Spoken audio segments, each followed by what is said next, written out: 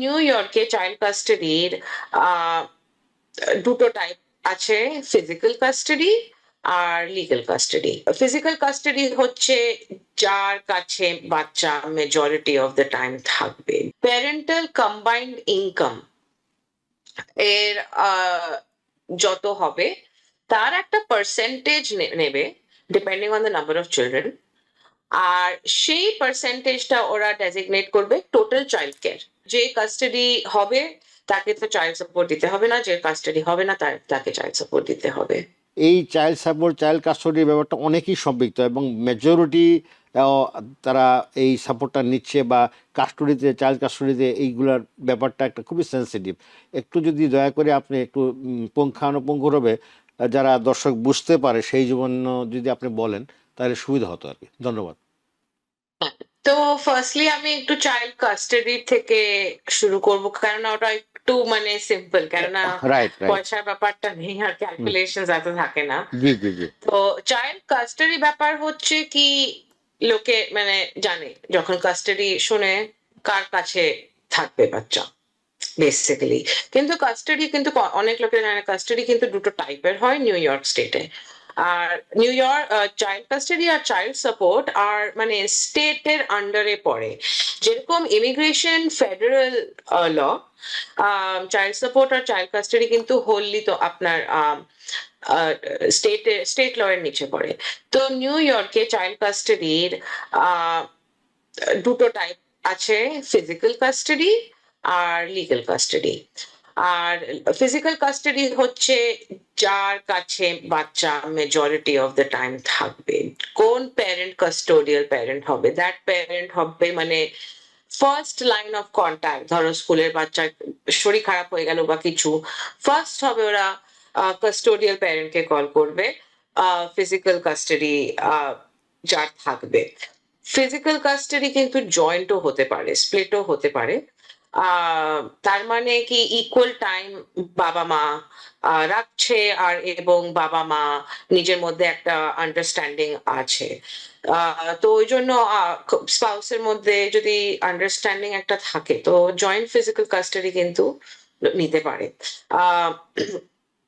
আর একটা হয় legal custody. Legal custody মানে ফাইনাল মানে ডিসিশন কে বানাবে, যে বাচ্চা ধরো কোন স্কুলে যাবে বা কোন সাবজেক্ট নেবে বা কোন স্পোর্ট সিলেক্ট করবে, এই সব তো প্যারেন্টের ওপর, প্যারেন্টস হ্যাভ সাম রাইটস। তো কি এই সব ডিসিশন নেওয়া কে ডিসাইড করবে, ওটাকে লিগ্যাল কাস্টাডি বলে। ওটা আমরা ইউজুয়ালি জয়েন্ট দেখি, কেননা কোনো প্যারেন্টই চায় না কি নিজের পুরো রাইটস দিয়ে দেবে বাচ্চার। তো ওই জন্য জয়েন্ট লিগ্যাল কাস্টাডি ইউজুয়ালি হয়।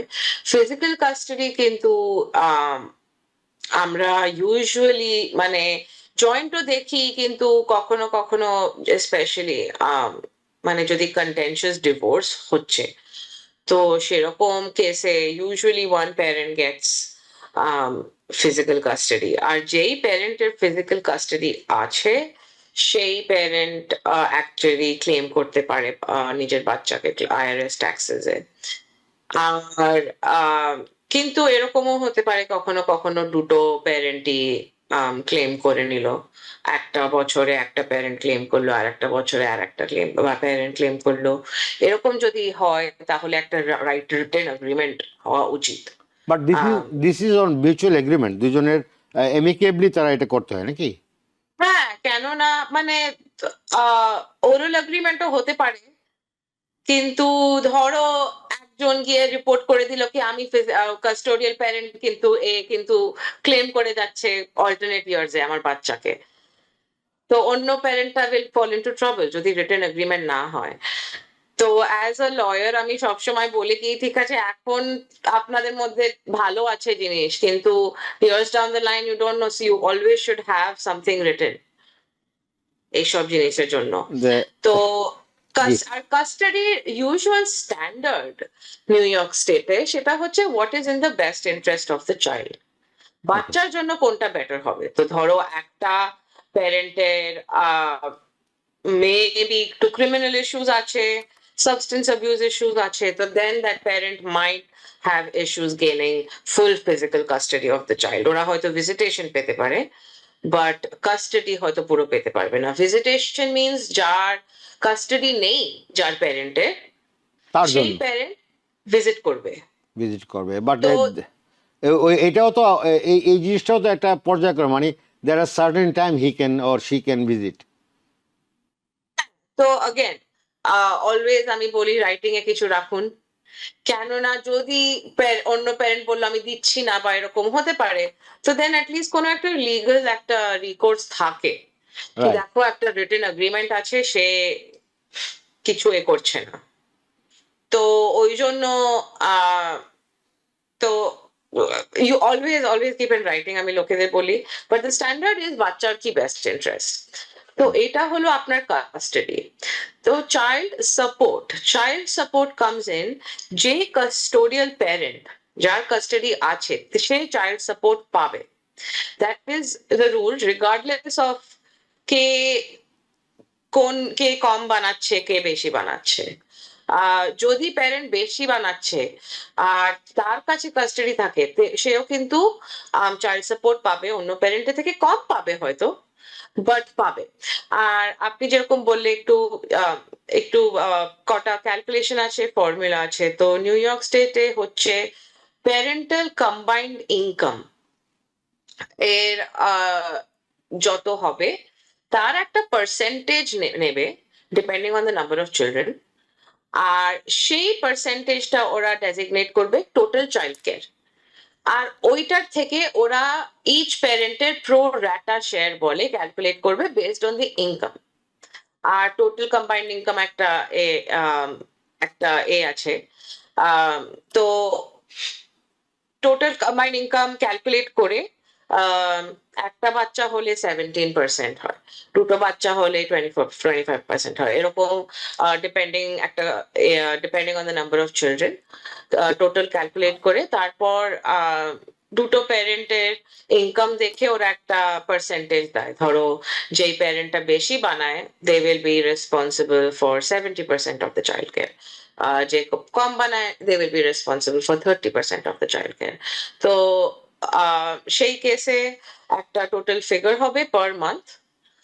আর যে কাস্টাডি হবে তাকে তো চাইল্ড সাপোর্ট দিতে হবে না, যে কাস্টাডি হবে না তাকে চাইল্ড সাপোর্ট দিতে হবে। জি, ধন্যবাদ। দর্শক, আপনারা শুনলেন আমাদের অ্যাটর্নি রাঞ্জার কথাগুলো। উনি খুব সেগ্রিগেট করে ভাগ ভাগ করে বোঝানোর চেষ্টা করেছেন।